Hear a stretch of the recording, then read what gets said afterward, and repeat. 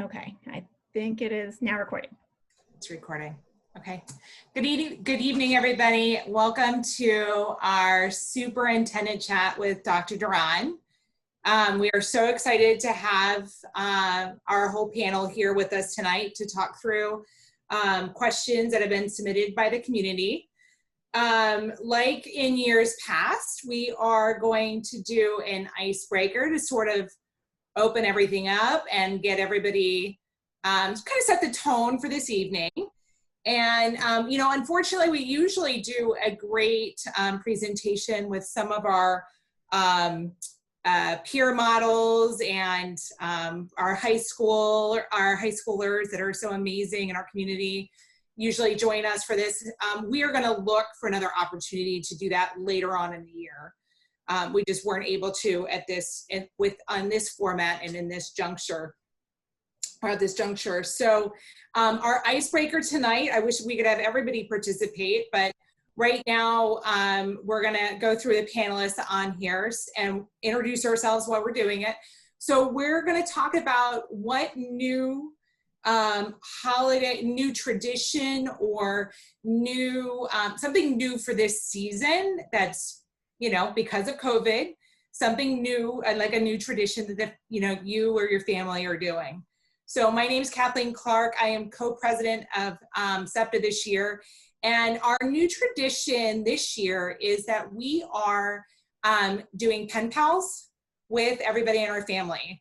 So because we, you know, aren't going to be able to see everyone, we've really encouraged our kids to write letters to our extended families so that they can A, practice writing skills, but B, get, you know, enjoy that part of the festivities in the holiday season. So Allison, I'll turn it over to you. My name is Allison Castles and I am co-president with Kathleen.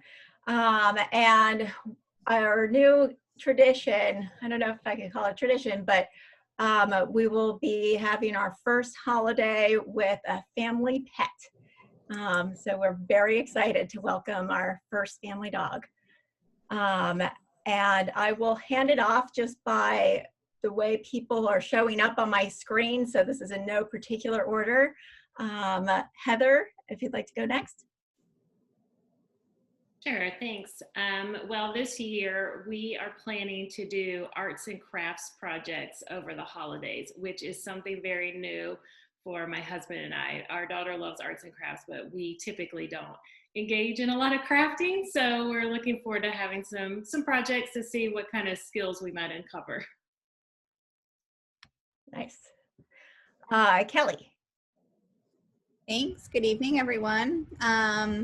I don't know that this is a new tradition, but it is a tradition we're going to enhance, is having time each day to kind of play family board games. We've recently just got into Mexican dominoes, and you know, we're a little bit competitive here in the Krug household. So I think just spending more time as a family over winter break and digging into some of those good old board games.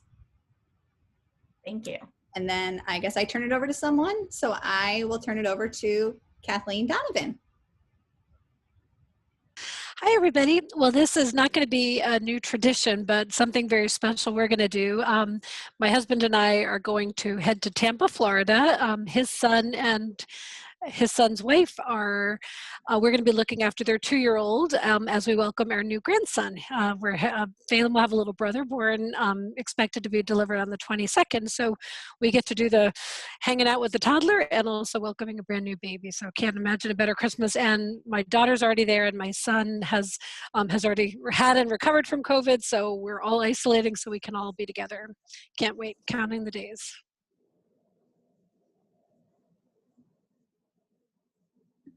Oh, sorry. All right, I'll flip to Kelly Mountain, my colleague. Sorry. Hi, everyone. Nice to see everybody. Well, I guess the biggest change for us this holiday is we have a huge family, and I think it's just going to be my husband and I.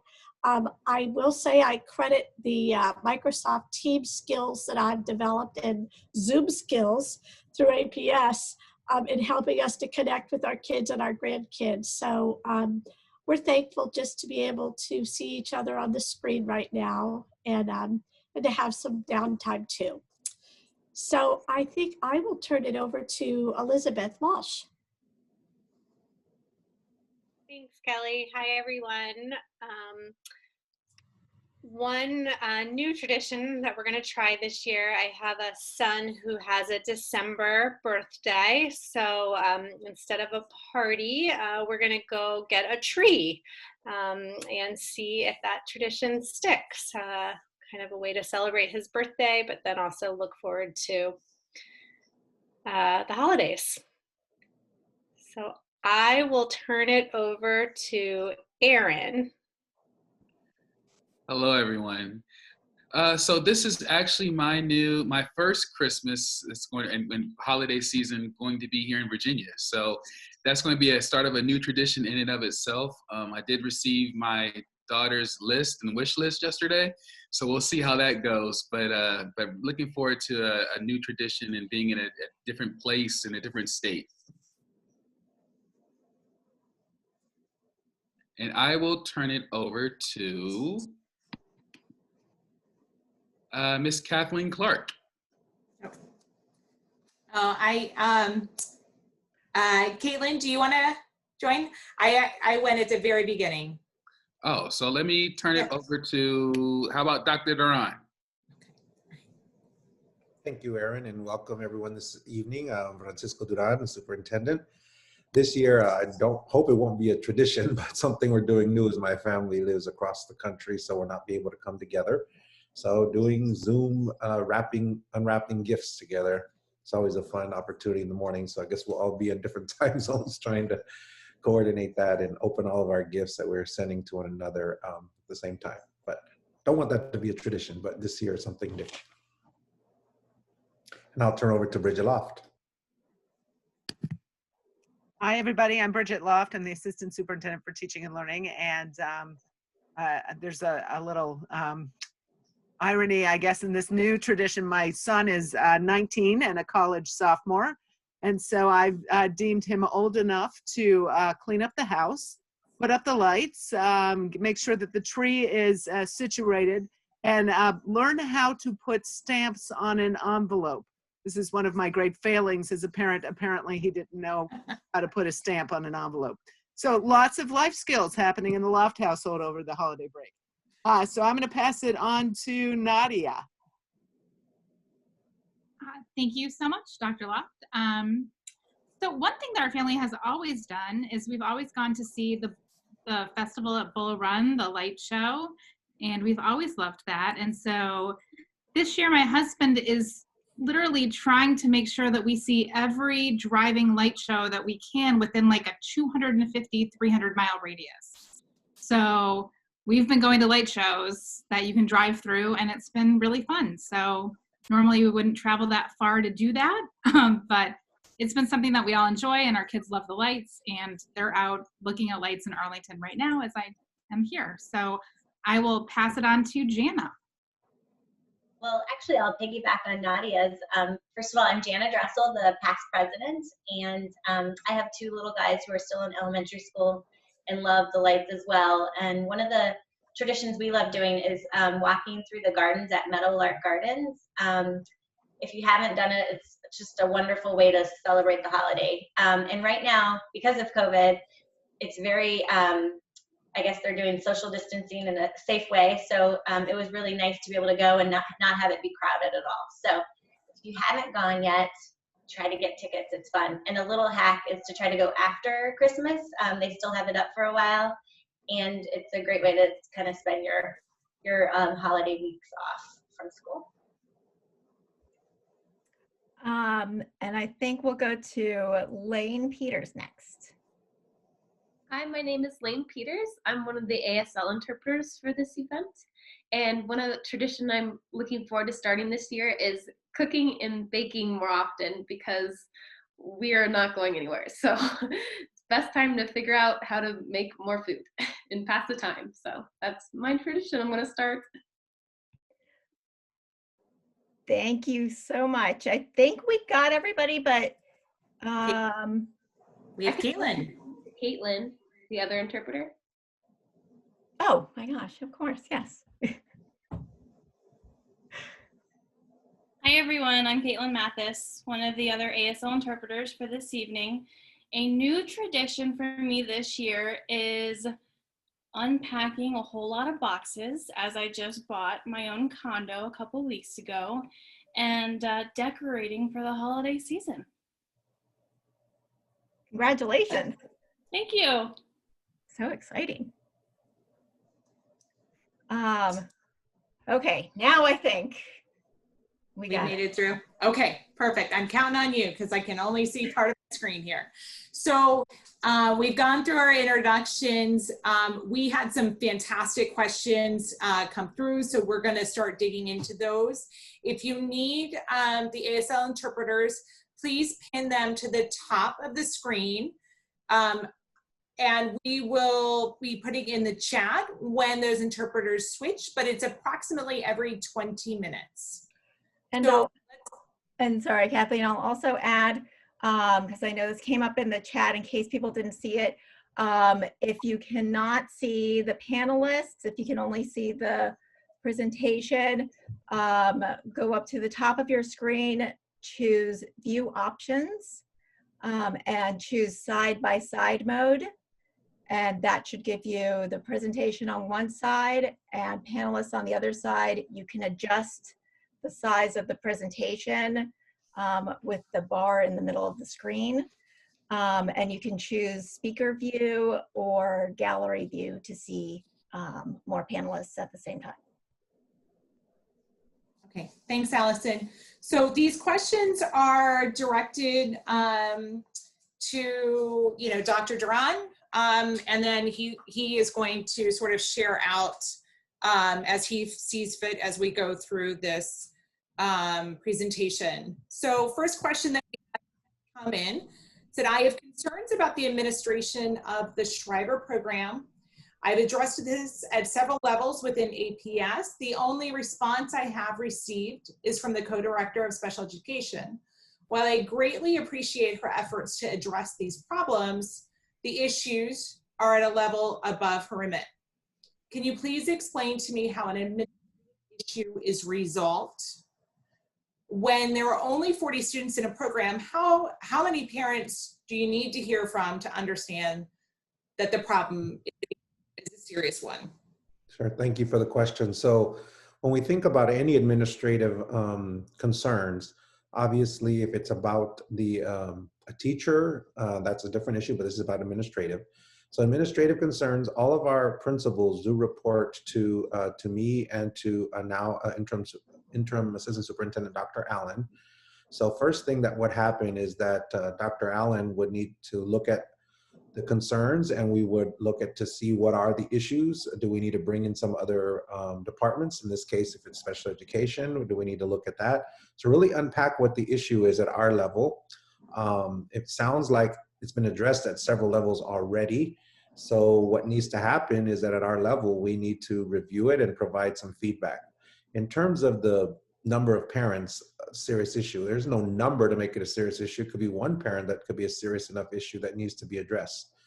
But all of our principals, no matter if it's a Shriver program or any of our other schools, if it's administrative, it would be our assistant superintendent of administrative services, who was Cynthia Johnson, who just retired, and now is incoming Dr. Allen, who would be the one to really investigate and see what's happening, unpack the problem, speak to the parents if there's allegations that need interviews, or there's evidence that's been submitted on some concerns that are serious.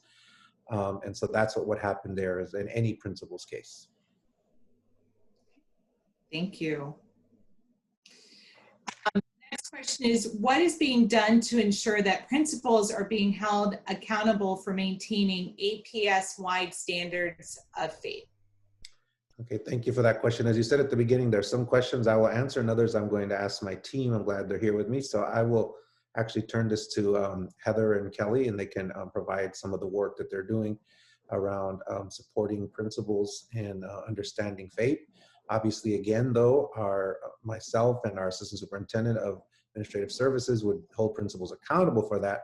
But I do want folks to understand, when you hold people accountable, you do need to provide support and training and awareness And so I want to, Heather and Kelly can talk a little bit about how that's done and what are some of the things that are shared with our principals. Sure. Thanks, Dr. Duran. Heather, do you want to go? Heather, go for it. We'll I'll alternate. start, and then you can add on anything I may forget. Perfect. Kelly and I meet with principals on a regular basis, and the big thing about making sure that there is consistency and people are accountable is having very clear expectations. So we worked really hard on developing guidance documents and providing training and providing access to recordings of the trainings and really beefing up the level of communication that we have from our office to the schools. So making sure everybody understands the expectations, and that if they're having any challenges or barriers meeting those expectations, we do the best we can to support them through coaching and learning and allocation of resources when necessary. Thanks. And I saw Jana's comment in the chat. So just to make sure everyone knows what FAPE is, FAPE stands for Free and Appropriate Public Education. Thank you. Whenever you see us using acronyms, if we don't say those out, please give us friendly reminders to say those because we forget sometimes in education.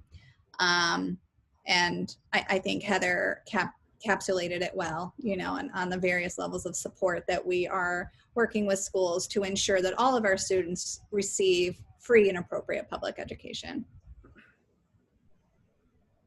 Okay, thank you. Okay, next question. How, as a district, are we working for consistency between schools? There was much talk about working towards becoming a school system rather than a system of schools. Where are we with that? I'm sure the pandemic has probably set this back, but what short-term are we working towards now, and how do you plan to execute it? Okay, thank you for the question. Actually, interestingly, the pandemic has actually brought us together as a school system, and our principals have been collaborating more closely, meeting more regularly because of the need to really respond to a situation that is very unique and something we hadn't been through. So interestingly enough, it actually is bringing us together. But in terms of how do we do that? First and foremost, we have to really articulate from the top, what are our goals, what are the expectations that we have in place for every single school, no matter what school you're at in the county, what are some things that should be taking place? What supports do we put in place to help all of our schools get there? And then what data are we looking at to ensure that whatever we've put out as a goal is showing the positive impact and that what's happening in our schools is having some changes with regards to that data. So some short-term goals that we're working on right now as it relates to what I just said. We're really beginning to look at our early literacy. And right now, when we look at our literacy program at our elementary ages, you know, from pre-K to third grade, we see a lot of we don't have a school system. We have a system of schools that are approaching literacy in different ways. So we have begun that work, bringing together our principals, talking about the data, looking at what's happening in the classrooms, what's not happening, and bringing forward the direction of how, no matter what elementary school that you go to, no matter what level that you're at in that elementary pre-K to third grade in particular though, what are the expectations of the school system for what we want to see? We have to guarantee and we have to make sure that all students can leave elementary school being able to read and write. And right now we have students looking at the data that that's not the case. So a short-term goal for us is making consistency across schools is definitely looking at our literacy at the elementary level.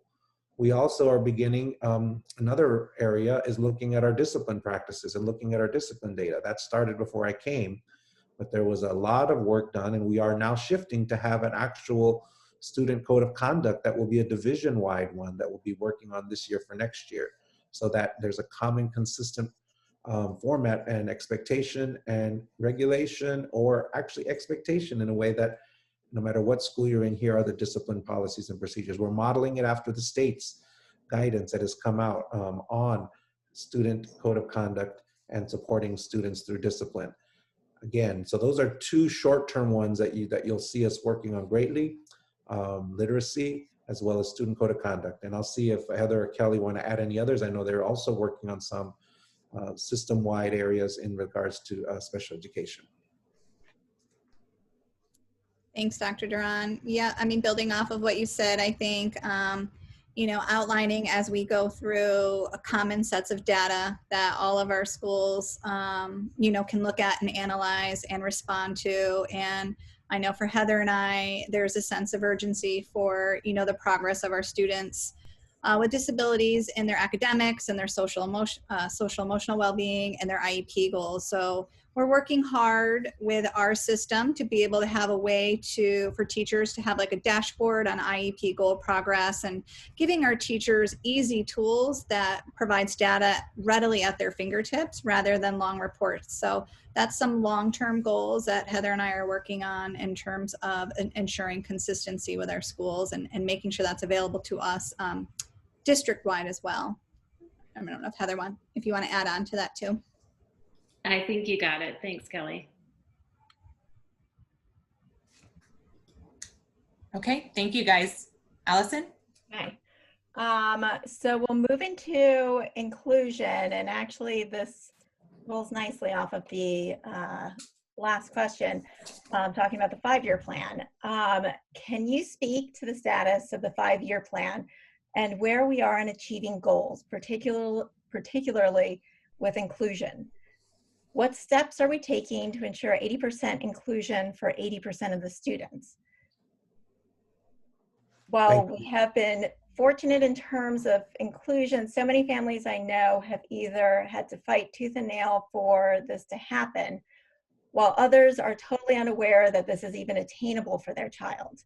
What can a family expect to see in year 1, 2, et cetera, and what can a teacher expect to see in year 1, 2, and beyond?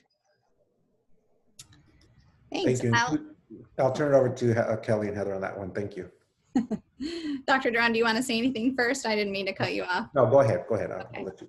I'll start, and Heather, you can jump in because I know I'll probably forget some stuff. But, you know, when the pandemic first hit, Heather and I were like, oh goodness, what is this going to mean for our 5-year plan? But immediately we were like, this doesn't stop our work from moving forward. And our 7 model sites were eager to jump in and continue this. So what can families expect to see in year 1 at the model sites? They can expect to hear from their teachers on the professional learning that they're getting. So year 1 at our model sites is really about building mindset, providing extensive professional learning in a variety of areas. We have a weekly professional learning a monthly professional learning calendar that we've worked out with the school sites. We have leadership teams at each school that we meet with on a regular basis to help. I'm sorry, my dog is barking at me. She's gonna wanna go out. I'll see if she ignores me. I've lost my train of thought. Monthly sessions with their leadership teams to build up their coaching and kind of the train the trainer model, standard professional learning resources within Canvas. So I think, you know, I've spoke to what both the teacher and the parent can expect, but it's that learning, it's that mindset. And then in year 2 is really where we're going to focus on deeper implementation of those inclusive practices. And that is looking at the process that our IEP team goes through to look at that least restrictive environment and ensure that that conversation and data always begins with that general education setting, and really looking at a multitude of supports in the general education setting before the team decides that a specialized setting is what that student needs.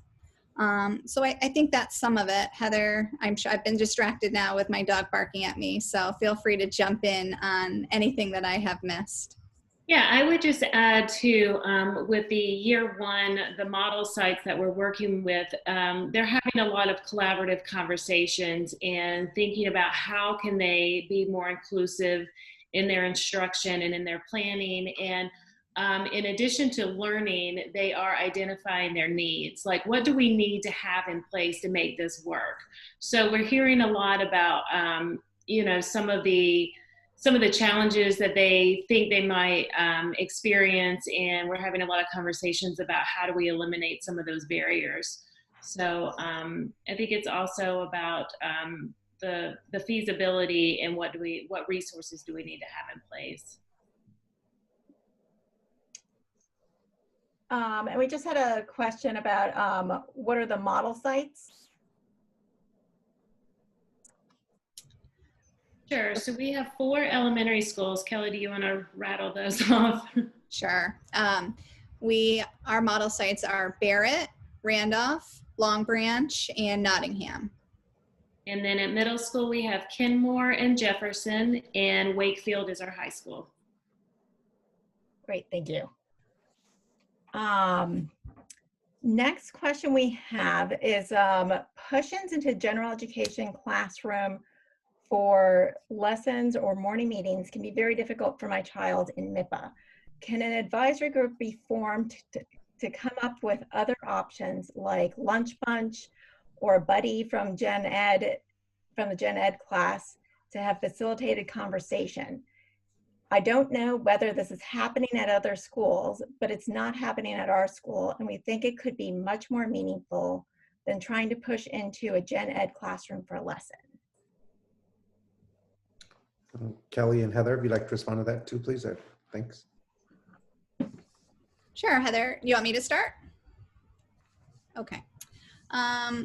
You know, I think that this is an important conversation for the IEP team to really think through about what is best for that student. And, you know, I think for some students, morning meeting is a great way to be with their peers. And for others, it might be overwhelming and overstimulating, and having a more facilitated, structured social group could be in a better interest. And so, you know, Heather and our message really to all of our schools is we should have a variety of options for our students in the areas of social needs, social skills, and be able to serve a variety of needs with our students. So, you know, my suggestion to this is, if it is not happening at your school and you think that this is something that, you know, your child needs, then begin to have that conversation with your case carrier and your IEP team. And if you don't get support or you know, feel like you're feeling heard, then you always should know that you can reach out to your student support coordinator as well as the Office of Special Ed for additional guidance and support. Heather, I don't know if you want to add on to anything. No, you stated the point that I was going to make about just reach out to your case carrier school if you think that there are opportunities that can be provided, definitely. And actually you guys kind of touched on this in this last question and a little bit before, but the next question is, we know some schools have lunch bunches set up while others don't. While availability of a program like this, of course, depends on the needs of the students, many students who could use something like this do not even know it's a possibility until they hear about it happening at another school, or sometimes in another class in the same school. How can we set up known, proven programs consistently across schools? Heather and Kelly, if you want to respond to this after, but I think clearly when we think about consistency across schools, that's back to what I said a minute ago. And we have to make sure that if we have known or proven programs, that's not something that only some students are getting in one place or and not in another. We are one school system, and we need to make sure that we provide that for our students. But I'll let Heather and Kelly talk more about the specifics. But overall, this is a great area of concern of mine, and an area that we need to do better on in terms of making sure we have that consistency. Sure, and you know, consistency is the driver of our 5-year plan. We want to make sure that across all of our schools, we have the same opportunities for students, the same levels of service. So as we're working with our model sites and as we're implementing the 5-year plan and providing professional learning, we are working with teams to try to make sure that those same experiences are provided across the schools. And if someone has a really great idea, we are always sharing and collaborating, and we participate in a lot of collaborative learning teams and other opportunities to share ideas.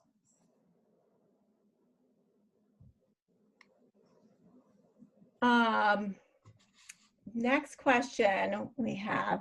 In my experience, Arlington has taken steps to include children with disabilities in the gen ed classroom, but the curriculum has not been modified to the needs of the student. Is Arlington taking action to appropriately resource these inclusive gen ed settings and to train staff on how to adapt material so that a student with disabilities can participate? Having students in a class physically together but not able to access material is not the intent behind inclusion. Definitely not the intent behind inclusion. True inclusion means true access to the curriculum. The curriculum has to be modified and adapted in a way that all students can access it appropriately. And when students are in, first of all, students with disabilities are, in my mind, general ed students. And so being in the classroom means it's their classroom. And we have to break apart the notion that students with disabilities are now a group in the classroom as opposed to being a part of the classroom. And to do that does require a lot of training and support for our teachers. And I'll let Heather and Kelly talk a little bit about that. But I think that's a cultural shift that we have to continue to reinforce over and over again, that students with disabilities are students first. And they're in the classroom, in the general ed classroom, because they are a student who should be able to access all of that curriculum. And oftentimes I think what happens is we have a mindset sometimes that students are included, but they're not really a part of the classroom.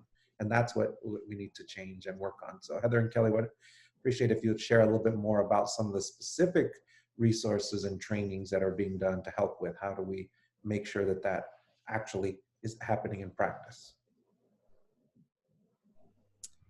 Yeah, thank you, Dr. Dran. This is, again, an area that's very important to the Office of Special Ed. Meaningful inclusion is essential for our students.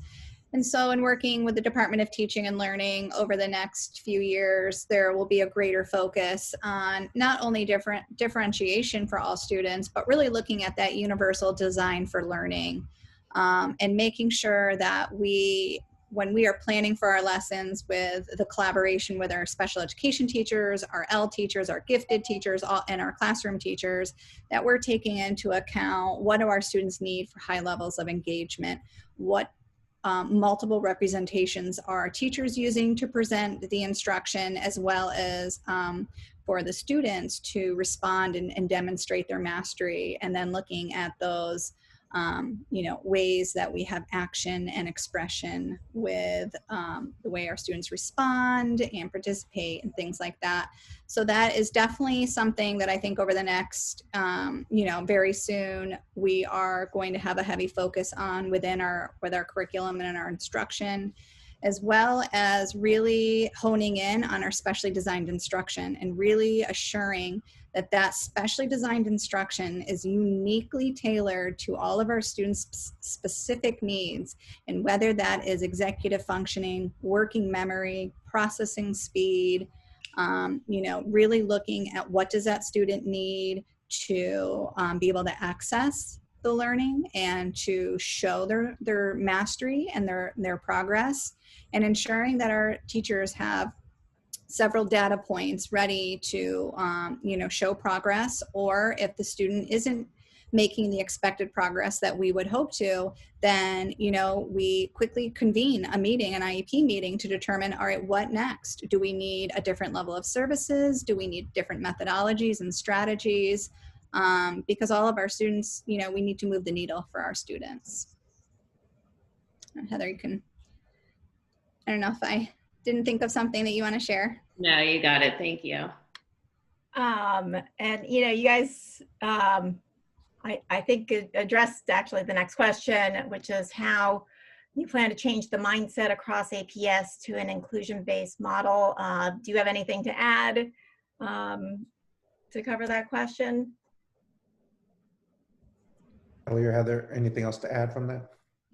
I think that we know that this doesn't happen overnight. So, we know that this takes time, and it takes professional learning with our teachers to feel confident that they can meet the needs of a variety of learners in their classroom. And I also think that as we show success in our model sites, that's really going to energize the rest of our system to go deeper within their own inclusive practices at their school. Because when you see our students thrive and you see success, and you see the confidence in our students because they've been successful, you just can't deny how amazing inclusion and implementing inclusive practices are. And before moving on, I just want to note for everyone, I know there are lots of questions popping up in the chat. And we will try to address those at the end if we have time. We still have lots of questions to make it through, so hopefully we will get to them. But if we do not get to them on this meeting, OSC, I will send them to OSC and they will try to send us a written response that we'll post on the website. All right, thanks, Allison. So next topic we have is redistricting. So how will redistricting decision process take students with disabilities into account now and in the future? Well, one thing as we look at redistricting, but it's also a bigger issue looking at programs overall, we want to make sure that a couple of things, as much as possible, we can have access to for programs for students with disabilities closest to their neighborhood, so that we have that throughout the county as much as possible. That's one, because I do think that an area of concern of mine and of ours is that when we think about redistricting and moving students around, that students with disabilities not be having to travel further away from their neighborhood when general ed students are not having to travel that same distance to get the supports they need. So that's a really important part of taking them into account now and in the future. And also when we begin to think about how do we ensure that there is a balance and that we don't have one school or two or three schools with all the students with disabilities and programs there, and then other schools that have little to none. Because again, what I said in a previous answer is I do think that students with disabilities are generous students who need additional supports, and we shouldn't be treating them as something different and putting them and moving them around and redistricting them into different areas in different ways. It has to be looked at overall holistically. And I think sometimes space becomes the driver and the factor, and we forget about who the students are. And when we talk about numbers and moving this program or that program, we're forgetting what is the ultimate impact. It's the student that's being moved, not just a number being moved. And so that's something we have to begin to look at as we redistrict now and in the future. Thank you for that. I really appreciate that answer. As a family that's impacted with the moving of McKinley.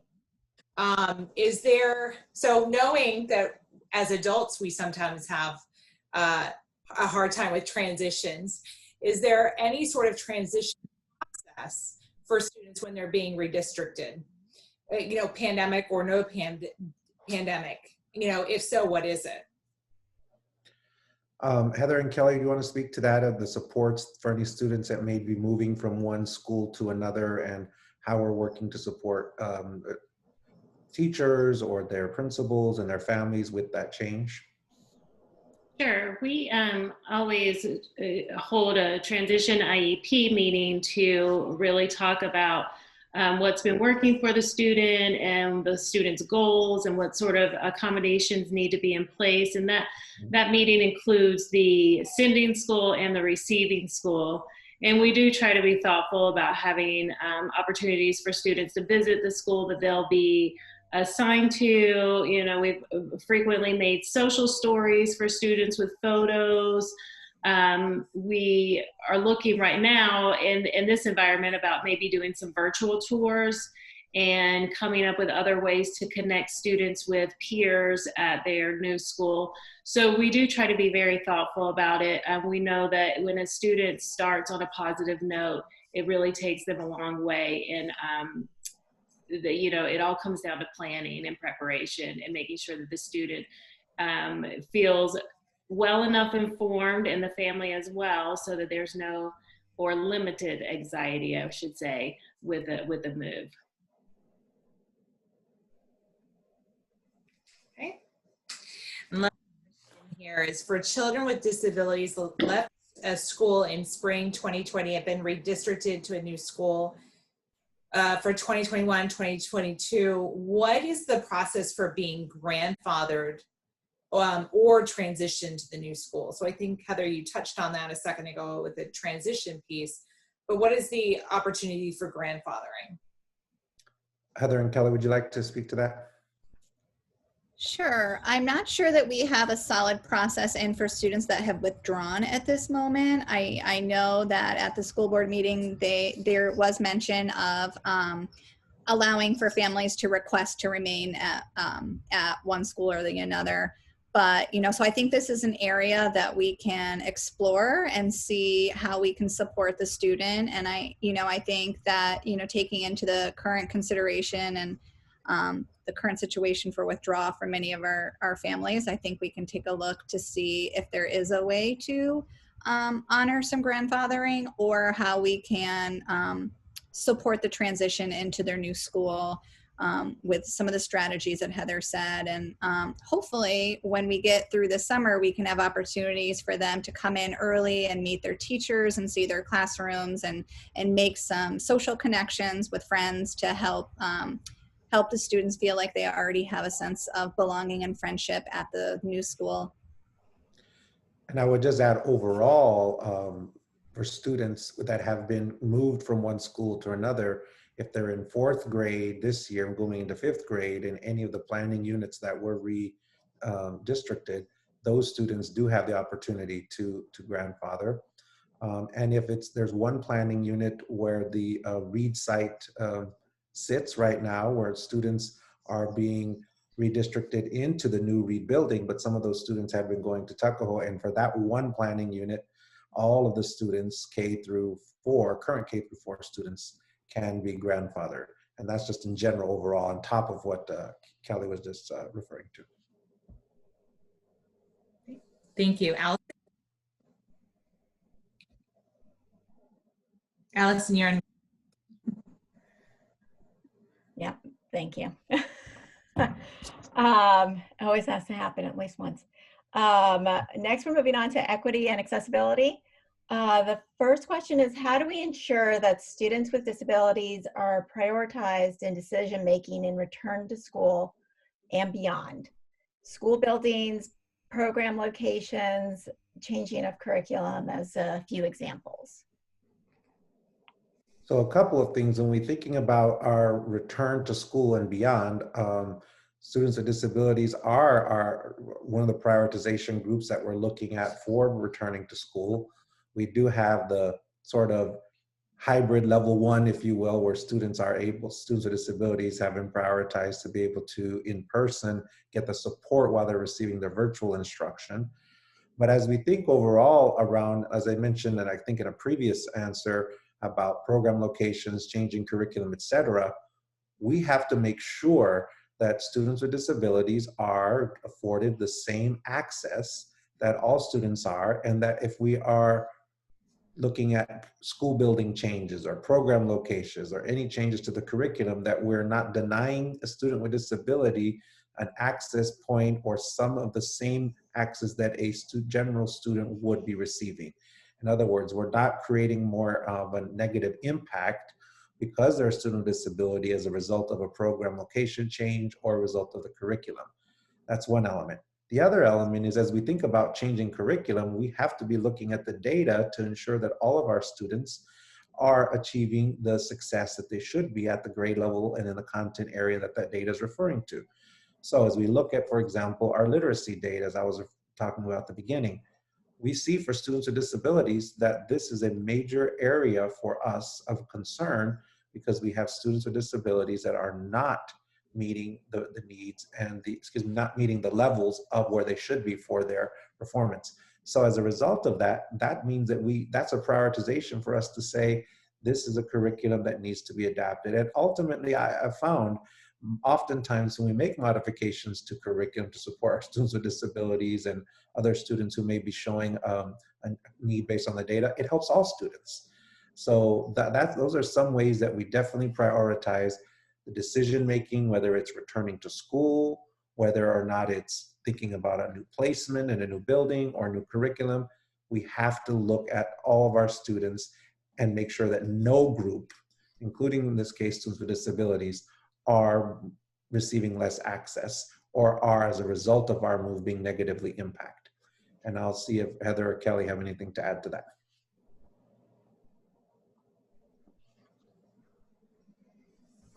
I think you hit it all, Dr. Duran. Okay, thank you. I do have one follow-up question that I just want to make sure, because it's mentioned in that question, especially is school buildings. I know there's been a lot of concern with some of the new buildings not having the access needed to accommodate students. You know, how can we ensure that future buildings, this isn't happening? Well, one thing, if you've followed recently, we've had a lot going on at the board level, but one thing that we've been following, if you followed recently, is we've had some new policies in place for our CIP and things that we need to do first. And one of the major things that we have found, and it's been interesting for me to come to Arlington and see, is ed specifications for a building that are not standard. My understanding thus far is a lot of the ed specifications are done school by school based upon the needs of that particular school. Previously where I've worked, there's ed specifications that are just an elementary, a middle, and a high, and these are what is should be in place. And as a part of the ed specs, it is really making sure that we have the access, the adaptability, any modifications for entry into buildings, whether it's access in the gym, you know, all the various areas have to be built into our standard ed specs, and we need to begin to adopt those prior to thinking about even designing a new building and having that as the foundation. So that's something we've been talking about, and something that I even asked about coming in new is, why don't we have that for everyone? And I know and I understand, I wasn't here for previous school buildings, but I have heard of some of the concerns at some of the recent buildings where that was not considered in the beginning, which to me, the ed specs is what happens first. And that way you ensure that any design that comes after has that into account. Thank you. Next question is, what role does the new Chief Equity and Inclusion Officer play in discrimination of students with disabilities in APS? And Mr. Gregory is here, so I will ask him to share his role and what his vision is for how he is, how he can answer this question in terms of making sure that students with disabilities are a part of our equity conversation and their discrimination and support and inclusion. So Mr. Gregory, I'll turn it to you so you can talk about your role and what you're working on and will be planning to work on. Sure. So in my role, one is to really examine the conditions of learning and actively seeking to remove barriers that hinder student success and well-being by leveraging, really some resources and expertise in equity and inclusion, including our students with disabilities. I will say that the office is also responsible for leading the development and implementation of a division-wide strategic plan that's embedded and incorporated with all of our strategic visioning to advance equity, diversity, and inclusion. So really, the role is to really support and promote APS commitment to a climate of equity and inclusion through interactions with you all, staff, students, families, to really gain a better understanding. But more specifically, I see the role as being, it doesn't really function as an ombudsperson that addresses specific or individual incidents, but really looks at across the whole school system to ensure our students with disabilities are not discriminated against. And as in here to, making sure that we address any policies, practices, or procedures that could even have the slightest unintended consequences, as we've heard, in terms of our building design and development. So some of the things that we're working on right now is looking at our social emotional learning practices that go alongside of anti-bullying and harassment and those types of things, so that we can start working on building culture and climate that we've already been working on, but we're going further with that by putting some systems in place to really start helping staff and students be able to address bullying. And that definitely does include our students who are students with disabilities, as well as other students. So those are some of the foundational pieces. Also working alongside of Kelly and Heather and the Office of Special Ed and Curriculum, making sure that, again, that we're addressing it with our equity teams that we're putting in place. How does that look within our buildings, and just really specifically targeting our most vulnerable student populations. Perfect. Thank you. Okay. Right. So now we're on progress monitoring and assessments. So what is APS doing to ensure that all case carriers know how to collect data and know how to monitor progress in a meaningful and consistent way? I'm going to ask Heather and Kelly to answer this question as they're working with our case carriers on this. Sure, I'll start, and then Kelly, you can finish up. So we recognize that in the virtual setting, it's a little bit different than in person. So we have been thinking a lot about data collection and progress monitoring. We do have a variety of tools. We have assessments that we use, specific assessments and screeners for students when we think they may need an intervention. We also look at their IEP goals and try to we've done trainings with case carriers and special education teachers on data collection methods. How do you write a goal that is easy to take data on, and then what sort of data makes the most sense for those goals. We also put out some guidance documents on progress monitoring this year for IEP goals, what the expectations are, how much data should you put in a progress report, and how do you determine if a student is making adequate progress. We've talked about a variety of different data sources that can be used currently while we're working virtually. Some data may be anecdotal. We may be using permanent products that the students produce. We may be consulting with parents. So we've really tried to take a more comprehensive approach at data collection during this time, since we don't have as much face-to-face interaction with our students. Kelly, do you want to add to that? Just that we are also asking our student support coordinators to check in with the case carriers at their school. We ask that they check in with their case carriers after the first quarter progress reports were due. We're just about coming up to interim reports for second quarter, and then again taking a deep dive after second quarter. So we are using our student support coordinators, and I think Heather and I had mentioned earlier that we have pretty regular communication with our principals and assistant principals, and I can say the conversation of meaningful student progress has been the topic in several meetings, and making sure that our schools feel supported from our office to have the tools they need to collect that data, to monitor progress, and come to the table and problem solve if the student isn't, to see what else can we do differently to try to help that student. So those are a few more things. Okay. I think you actually answered the second question in there. It was very similar to the first. So I'm going to go ahead and, unless Dr. Duran, you have anything you wanted to add to the second point, I'll go ahead and move on to the third. That's fine. Okay. How are they supposed to collect data and monitor progress in virtual? So is there a specific methodology that they should be using, or? Heather and Kelly, if you could take that as well. Thank you. Sure. As I mentioned before, that we are really talking about using a variety of data sources.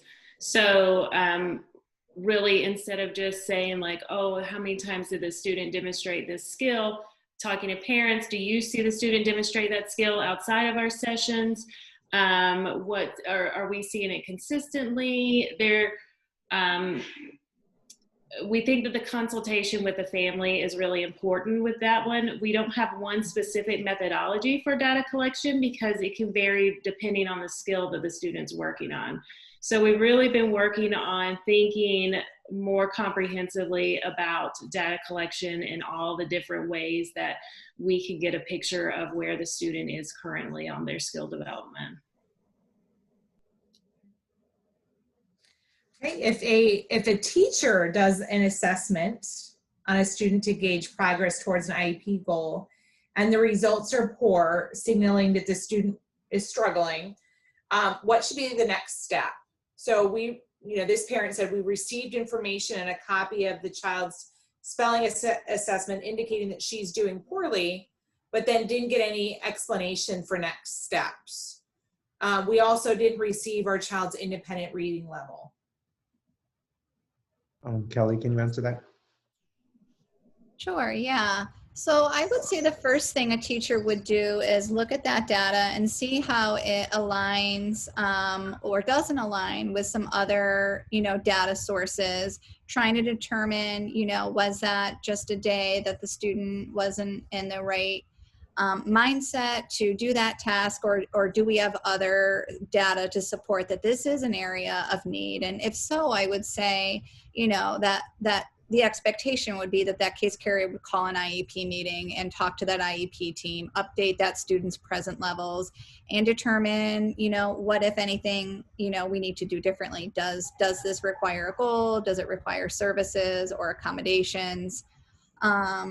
So that would be my recommendation for this question. And then in terms of if I would say to this parent, reaching out to the case carrier to maybe set up a parent-teacher conference to say, what are next steps? Or could I also get my child's independent reading level if it wasn't sent home? Heather, I don't know if you want to add to that from. No, I think you covered it. Okay. Next question. If students are doing work online, it's harder to evaluate their progress, especially using Google Docs and slides that offer spelling and grammar checks. What will the school system do to accurately assess students' progress towards IEP goals? What mechanisms, procedures, and best practices are being used or should be used by teachers now to make sure there is authentic data informing progress towards IEP goals? And lastly, how can we ensure teachers are using them and we parents will receive authentic data when we meet to discuss the IEP? Very, very important question. We think about having the appropriate data to understand where our students are is so critical. And we're thinking about this year working online. It's even harder as the question states. So Heather and Kelly, if you can talk a little bit about how we've had to rethink and find ways to support this area of looking at student progress given COVID and where we are with virtual learning. Sure. So as far as the example about having spell check and grammar checks, if our students are working on spelling or grammar goals, then we want to make sure that the tools that we are providing to assess that don't compensate for those things. But we do want our students to know how to use those tools and to be able to edit and correct themselves and be alerted to those mistakes. We do not have one method or best practice for collecting data. It really, truly depends on the skill that the student's working on. So we really have to think about what skill are we targeting? What's the instruction that's required? How does the student demonstrate that they have made progress or mastered that skill? And when we have that determined, we can observe the student demonstrating that skill in a variety of ways, either through direct observation, through assignments, through other things. And then we want to make sure that the student is consistently demonstrating that skill over various environments with different people, and they're really able to generalize the skill. And that's when we know that they have it, when we see it and we see it consistently demonstrated. So we're really working hard with our teams to determine, like, how do we know if the student is demonstrating the skill? And once we know that, then we know what form of data collection we need to take. Okay, thank you. Next question is, why are beginning of school year assessments not mandatory to see how much a student has retained and whether he or she will be able to reasonably still achieve IEP goals without a parent's request. Should all special education teachers be giving assessments and not using last year's school data from February and March? Heather and Kelly, can you also address that one? Thank you. Yeah, so we actually did just finish up our beginning of the year assessments. It finished up in November. We were a little delayed. We needed, some time in September to figure out some of how we were going to administer some of the assessments. We also acquired a new assessment for grades 3 through 5, the DIBELS assessment for reading. And we were waiting for some guidance from the state for PALS at K2. And our middle schoolers did do the reading and the math inventory. And now all of our schools are in the process of reviewing that data and, looking at, how do we respond to the results. So at least K8, all of our teachers should have some fresh screening data. And then grades 9 through 12, we make it available to teachers, mostly our special ed teachers and many of our L teachers who also need some baseline data for their students. Okay, perfect, thank you. And then what assessments should be occurring at the elementary, middle, and then high school levels? Heather and Kelly, if you can also follow up with that. Thank you. Sure, I'll do elementary and let Heather speak to middle and high. Universally at elementary, we are using PALS to assess literacy skills at K2 and DIBELS at grades 3-5. We don't have a math universal screener for all grades at elementary at this time. That's something that I know the ATSS office is working on with. We do use the math inventory for our 5th graders in the spring to help prep data for middle school classes.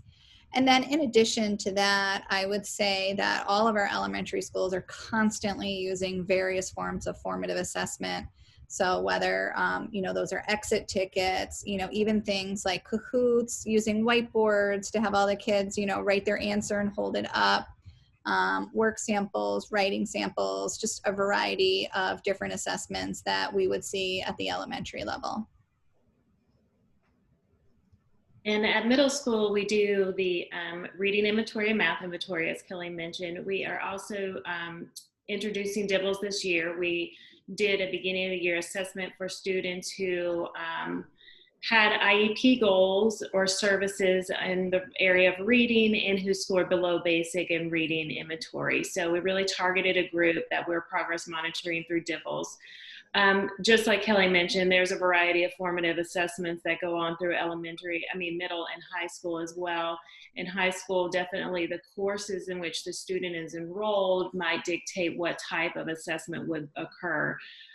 So certain courses have certain assessments tied to them, but all of our students are receiving formative assessments during their instruction. We have structured assessments. So we do have plenty of tools in place right now where we're able to indicate when students are needing a little extra support. Okay. All right. Thank you. Allison? We're going to move on to services and the screening process for dyslexia and support for children with reading issues. Notwithstanding previous work done by APS with respect to dyslexia, my child's teachers and reading specialists did not notice he had a problem for 4 years. Is APS measuring its effectiveness in screenings and closing reading gaps for children with dyslexia? Well, I'll start and then I'll ask Heather and Kelly to finish. One thing we're really closely looking at is our screener that we use currently for literacy. And currently we use PALS, the PALS assessment, which has been required by the Commonwealth for all school divisions to look at to understand whether students have any reading gaps. What's also been found from a lot of research and what we've seen across some data points is that PALS does not do a good job of identifying students with dyslexia. And so what we are doing right now is looking at, there is a process through the state that we can put a waiver and a request through a waiver to utilize a different screener that would allow us the opportunity to find more students that have reading gaps and specifically dyslexia.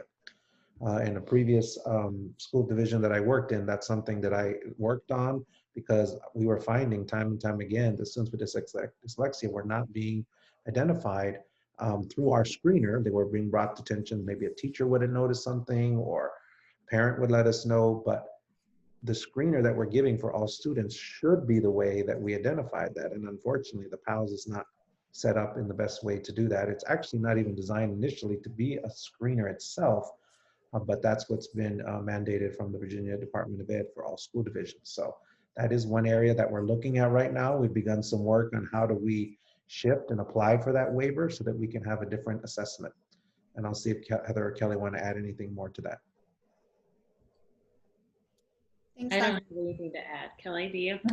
Just to enhance, just to echo Dr. Duran, and we have been eyeing the PALS for a while and really looking to examine if it is really flagging all of the students that it needs to flag. And I think we're at a point now as a district where we're ready to actively move forward and make a decision on if we need to potentially pilot a different screener for our youngest readers.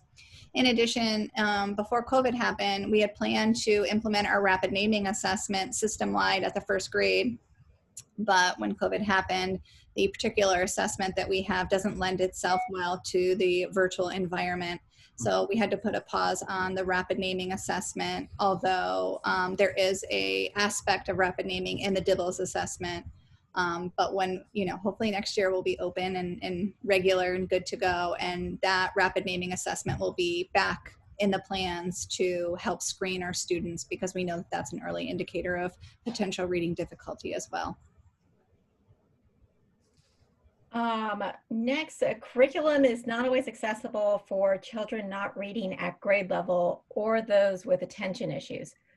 What specific steps can you cite? What can we improve in virtual learning in order to address this? Heather and Kelly, can you speak to this around the curriculum and the access for students, which is really an important part, I know, of the work that you've been working on?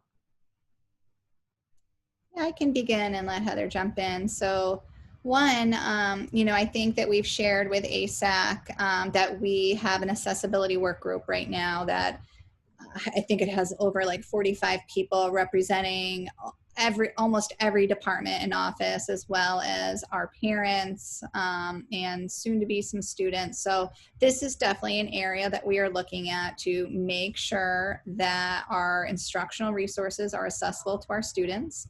That means ensuring that Read Aloud is available. We do have things like Read and Write in our school district, Immersive Reader, which is embedded within Canvas. For many of our students with IEPs and 504s, we have access to some resources like through AIM Virginia. And in terms of attention issues, there's no one way for attention issues. So I think this is really looking at, what does that student need? Do they need more breaks? Do they need instruction time chunked for them? Do they need some visual supports to prioritize tasks? Do they need fidgets or other tools to help with self-regulation? So I think when it comes to that hasn't stopped because of our distance learning. And I think it's important that we're talking to our families and saying, how is it going with Kelly? Is she able to, and talking to the teachers, is she able to sit through the sessions? Is she responding to, questions that the teacher poses and stuff like that? So, again, we're looking to our families and our teachers to collaborate on what is going on with the student and how we can work together to better support that student if they're not being able to, pay attention in class or get their work done. And I can just add to that the ATSS and ELA offices have been providing a variety of resources and materials on various instructional levels to schools and teachers. And they've been working very hard to provide activities that align with the structured literacy approach that we are working to have system-wide. So there have been a lot of resources put out there, a lot of work that's going on to make sure that teachers are able to work with students at a variety of levels in virtual learning. Thank you. Next question is, what is the plan to ensure services are provided through IEPs are being met? How is quality being taken into account? If we're relying on coaching model, how do we meet the needs of working parents? Can they be recorded to accommodate working parents? Okay. Heather and Kelly, if you can help address that as well. Sure. So we work very closely with our related service providers to understand the tools that they need to be able to provide services to students. And we've come up with a lot of creative ways to provide these services virtually. Absolutely, we can always make a recording for a parent. That's not a problem. We have popped into sessions with service providers to observe for ourselves to see how they're going. We've had our related service providers provide coaching to the level 1 assistants who are working in the schools, and we've seen evidence of that they're really trying to increase the paraprofessionals' ability to carry out some of the skills that they're working on. So we have seen evidence that services are being provided. They're being provided in a variety of ways. And when teams have challenges, they've made us aware, and we've done everything we can to try to support them, and we'll continue to work to improve those services. Yeah, and one more thing, you know, I think that our special education teachers are having, you know, an amazing opportunity on Mondays to truly collaborate with all of the general education teachers. And I think when, you know, we address the question, how is quality being taken into account? I think that, you know, the time that they spend truly and thoughtfully looking at the instructional tasks that are coming for that week ahead, and the assessment tasks that they're going to use to, you know, monitor all of their students is another great opportunity to look at high quality instruction being provided.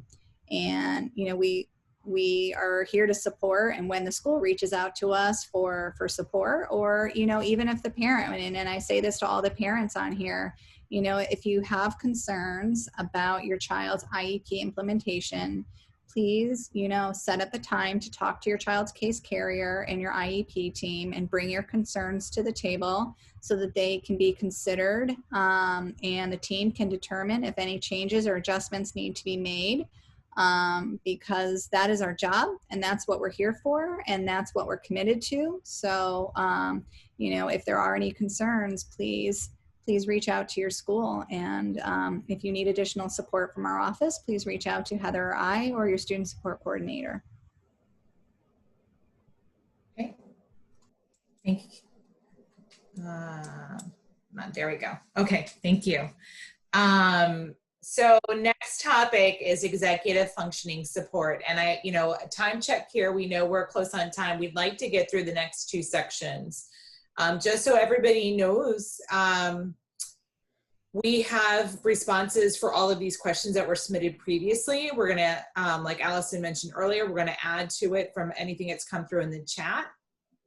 So know that our plan is to have all of our questions answered. So first question here in this topic: it's very difficult for secondary students to locate and keep track of assignments in Canvas, causing loads of missing work. This is happening because each teacher's Canvas page is different, and each teacher posts assignments in different places on their Canvas page. Why can't APS put out a shell Canvas page and require teachers to post assignments on Canvas in a consistent way?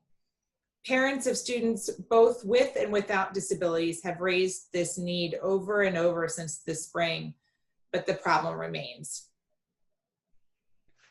So this has been an area that we have heard a lot of concern about. I know we worked with schools to try and have consistent Canvas pages across the school. I know there are some doing that. I know not all of them are doing that, and that's an area that I think we have to do better on and work towards. How do we have that consistency around the Canvas pages?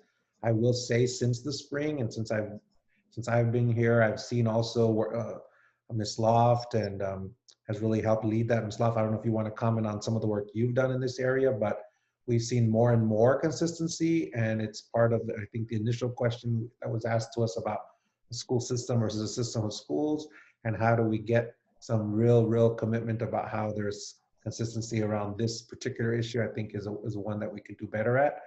Ms. Loft, would you like to share a little bit more? I know you've been working with principals and working with teachers on guidance, I should say, for this. Sure. So first, I want to acknowledge that there's been a lack of consistency for a few years in across the spectrum of our schools in implementing and the use of Canvas, and that's due in part to change in leadership and interest in trying to support our staff to sort of develop skill sets as it relates to Canvas. I will say that last spring, I indicated to all staff that we would be using this year as a learning year, and that the expectation would be that every school, elementary through high school, would be using Canvas as our learning management system as of the end of this year. So, and we provided a great deal of support for our staff this year. We did have some folks who didn't use Canvas at all, and then we have some folks who are experts at Canvas. So we really needed to get those non-users up to speed, and we've leveraged the help of some of our masterful Canvas users. So I do want to let you know that we've established Canvas requirements and distance learning best practices. It's really helped, or it's meant to help our teachers use the Canvas learning management system tools and the features more effectively and to create more efficiencies. And part of those requirements include standard practices around the use of a homepage. And that should include the course name, a visual representation of the course or the teacher's picture, teacher's contact information, the availability and office hours, and some quick links to individual units. And so while we have not provided a template, we've given staff explicit steps for the creation of these homepages. And we've given them examples to ensure that as they're creating these home pages, we've gotten a level of consistency. So it's our expectation that by the end of the school year, everyone should be using that consistent homepage and management. And I know that that's got to sound frustrating, particularly in this year when we're relying so much on our distance learning and the use of Canvas. But we've got to also give our staff the opportunity, the tools, the support to be able to fully embrace all that Canvas can offer. It is my hope that you have seen, particularly if your children go to a school that perhaps hadn't fully embraced Canvas, that you've seen some growth in the skill sets of your teachers, even in the last quarter, as we continue to put Canvas resources in front of them. Great, thank you. Okay, the second question here is kids with executive functioning are struggling to keep up, trying to understand the variety of ways to submit work, figure out where assignments are posted for each class, stay on task during asynchronous time, keep in tune with class while the teacher works with others on tech issues, organizing notes and work without any guidance and staying engaged when they finish work quickly is a mess. I know there have been tutorials provided to students, though not consistently from what I understand, but each teacher is a little different on where they post the assignments, what apps and websites they use, and how to submit work. So no matter what tutorials and visuals may be provided, it never seems to be enough. Can there please be a standard handbook of sorts so that teachers and students can be on the same page? I think you sort of touched on this in the last response. Did you want to add anything further with these? Ms. Loft, is there anything you'd like to add to what you stated in the last question? I don't think I've got much more of substance to add, except that I'd like to, I communicate regularly with our teachers weekly, in fact, and I think that this example is really compelling and I'm sure representative of many experiences of our students with executive functioning challenges and of their parents. So I'd like to be able to use this quote verbatim as I continue to work with teachers on the importance of sort of standardizing their work. So thank you for providing me a first person example, and we'll continue to put those resources in front of our teachers and work with them to make a more standardized approach. Great, thank you. I'm going to turn it over to Allison for the next topic. We're moving on to distance learning, and since we're running short on time, I'm going to skip to the second question because I think it covers some of the first. How can parents more easily and consistently access hard copies of materials for students? Have all teachers been provided guides on how to set up accommodations in the virtual setting? What is the current policy on recording of lessons? Can a family request recordings? If so, how do you go about doing it?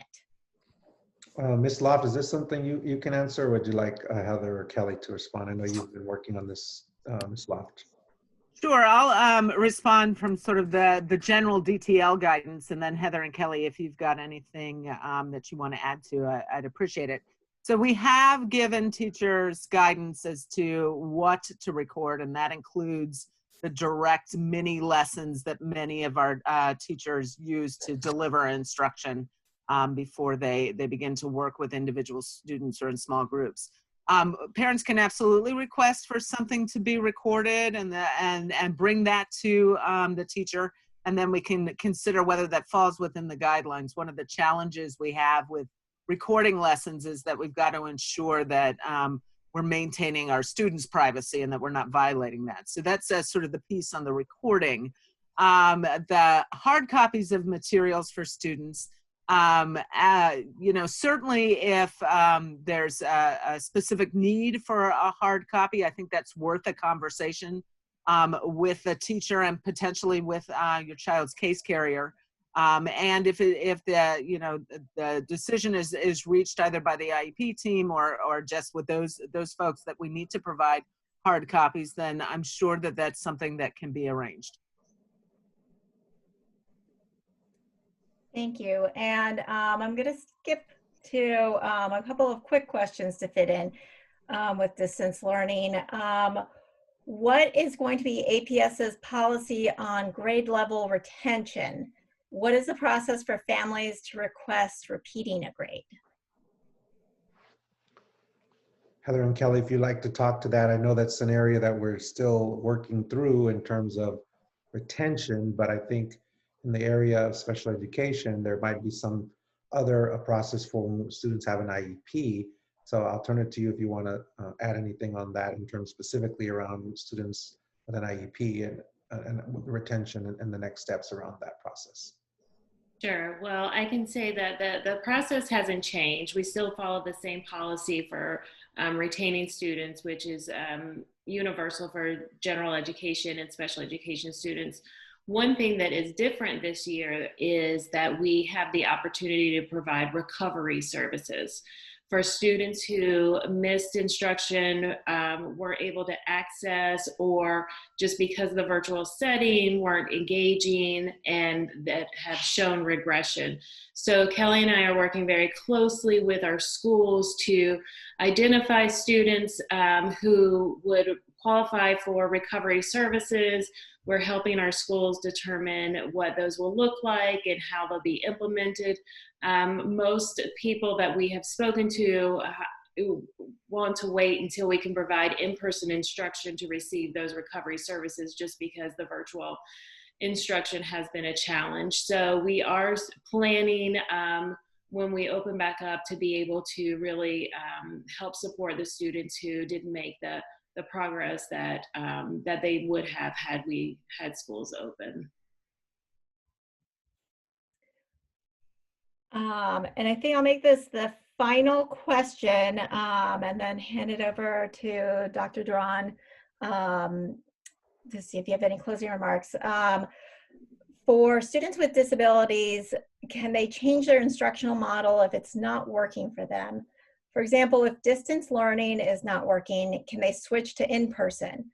What is the process for doing this? How will this be communicated to families? So what I've shared previously about switching from models for families is that once a family identifies through the survey what their model is and what their selection is, the schools will be working to schedule those students. So there's still a little window in between. So I'm saying this for a reason. So during that window of time while we're scheduling and students actually haven't started in the model, there's an opportunity to work with the child's principal, for you to work with your child's principal to talk about switching in the interim while we're making those plans. It's very easy, or easier, I should say, to go from in-person to distance quickly because of the transportation. If it's coming from distance to in-person, there becomes a time lag of having to see about the transportation, and that becomes a little more challenging for students who need the transportation.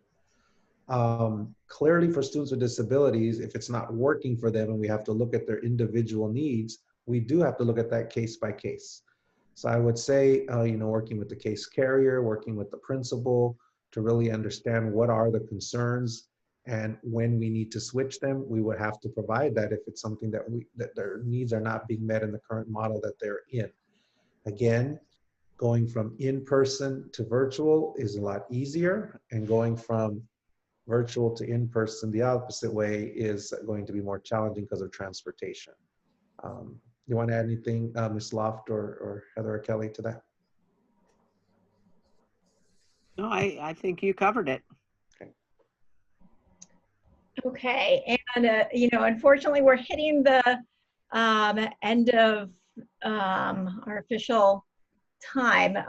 So we have a lot more questions that, as we mentioned earlier, we will post on the website. I believe that you guys have some written responses already for the ones that we gave you in advance, and we will get you the questions that have been posted in the chat to see what we could get answered there. But we did want to give Dr. Duran a chance to make any closing remarks. We appreciate all the responses and the time that you guys have taken for the many, many questions that we sent you. Well, first, thank you for the opportunity to answer questions and to be a part of this evening to share information. I want to thank Bridget, Heather, and Kelly for being here, and Erin for being here with me to help answer some of those questions, as they're working most closely on some of these issues. Clearly, I hope that you heard this evening that there is a lot we're doing at the division level in terms of some changes, some shifts, and also ensuring students get what they need. The challenge that we are clearly aware of is the need to ensure that that's happening all the time in every classroom or every student. And we know and we understand that that is not always the case. And so we need to be more responsive to those situations where it's not happening. And then we need to understand, is it because we need to provide more resources, more training, more support? Really understanding and learning from our principals and teachers, what are the barriers for them to be able to do some of the things that aren't happening consistently? So it is an area of focus of ours. We want to move to that system-wide approach. I hope that you'll begin to see that happen very soon with some of the work we're doing around literacy, some of the work we're doing around discipline, and making sure that no matter what school you go to in APS, your child will receive what he or she needs at the level that they're supposed to be receiving it. And I'm going to continue to be to beat the drum, if you will, and the broken record of we have to support all students. Children with disabilities are our students first. They just are students that have additional supports that we need to make sure are in place for them. And so that to me is so important, that message that we are really, really including in our words, but also our actions, what we're doing for students with disabilities. So thank you for again this evening. Thank you guys. We really appreciate Dr. Duran, your time, answering these questions, the panelists. Thank you all so much. We'll have this posted to the website. I think Allison posted that link in the chat already. And like we said, we will also put those responses up on our website as well. Have a great evening, everybody. Stay safe. Thank you. Thank you.